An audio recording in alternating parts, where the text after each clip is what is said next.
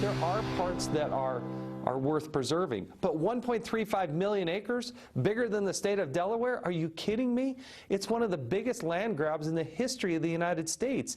And it was done, this midnight monument, in the waning hours of the Obama administration. I just hope and pray that Donald Trump, the president-elect himself, on day one will take this thing down. It's just so fundamentally flawed at every level.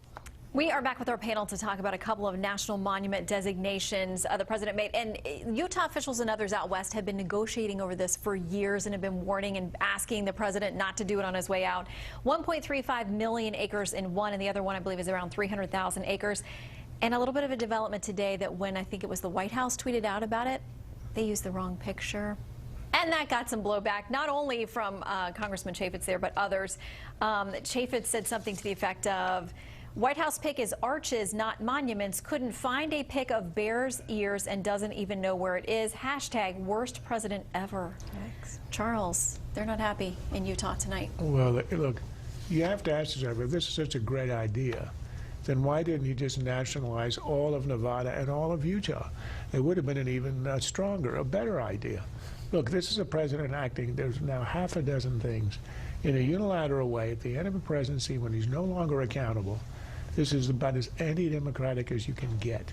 You were in office for 8 years, you ran twice, you got your mandates, and on all of these issues, you could go back to the settlement vote, you can go back to the Arctic, shutting the Arctic and the Atlantic, Guantanamo, releasing the next to last handful.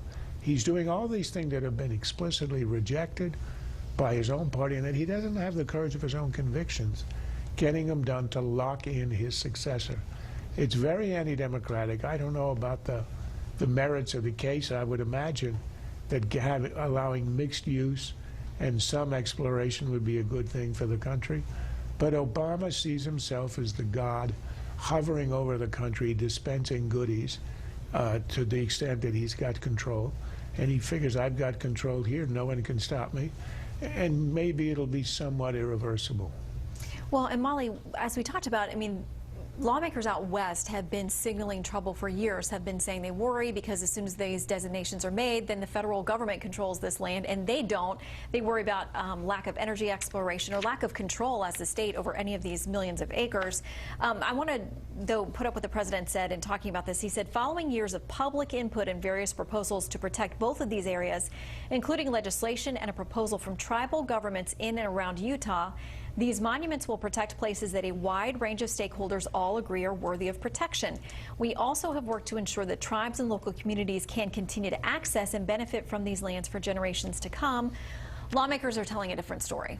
Well, there is a context here which I think is very important for people who don't live out west to understand, which is the federal government controls more than 25% of all land, it controls more than 50% of all land west of the Rockies, and it controls 85% of the land in Nevada. I mean, this is something that people out east just don't understand how much the federal government controls these parts. And they always say that they're going to be very careful to make sure that local use applies and that people can have input into these matters. But that's different from the reality. There are rebellions going back many decades of local people rebelling against how the federal government wants to allow land to be used, and it can sometimes erupt into violence. I mean, this is actually related to the issue that we saw out in Oregon, in the very remote part of Oregon, where some people seized a federal facility after the federal government they were letting people use federal land, and when local people burned some sagebrush on there to deal with some invasive species and to do some fire control because the federal government wasn't doing it, they get in trouble, and it leads to this big standoff that we saw where people died and there were big trials and whatnot. This is a huge issue, and just because people are consulted doesn't mean that everyone's going to be happy, but there is no theory of constitutional governance that empowers one man to just unilaterally take this land without so much as a congressional vote. Although the question of whether it's reversible, which Congressman Chaffetz raised and Charles also raised, that's really questionable because he is using this executive power under something called the Antiquities Act. He's used it 29 times so far, more than any president other than Franklin D. Roosevelt. And may use it a couple more times before the inauguration.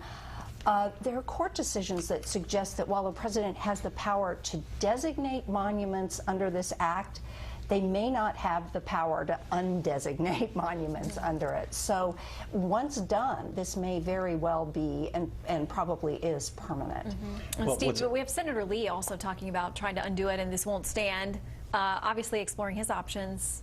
Yeah, I think Senator Lee and others are optimistic that if it can't be undone entirely, and it might be able to be, that at least it can be narrowed. There's precedent, legal precedent for narrowing the scope of the taking. What's interesting is the Antiquities Act 1906 was originally intended to sort of protect historical or archaeological sites from imminent destruction. That's why this president was given this broad power, and it's been so abused, it's basically become something that environmentalists can use to urge the president, usually a Democratic president, to make these colossal land grabs in order to circumvent Congress, who has the power actually to protect these things. So I think looking forward from this, one of the things that might result of this, certainly I think the Trump administration will seek to narrow, at the very least, how much land has been taken. Depending on who you talk to, you could protect Bears Ears with several hundred acres, not 1.3 million acres. Certainly they'll try to narrow it. They might try to undo this, but I think it's raised the profile of this Antiquities Act in such a way that a Republican Congress with a Republican president will certainly be looking to prevent future presidents from doing these kinds of land confiscations. Well, and Charles, I believe it was the Utah Attorney General who's already said they're planning a lawsuit, so maybe that's how this Antiquities Act is initially challenged. And it reminds you of what the attorneys general have done in the case of the EPA with the land grab, the waters of the United States rule, where essentially the feds are taking control of a pond left behind by a rainfall. And what it does is this kind of liberal overreach, starting with EPA, Obamacare, you can look anywhere you want, has created a backlash that has now been growing. And I think in the end it can undo more than just what Obama did. I think it can sort of roll back the loopholes that have been used by liberals, environmentalists,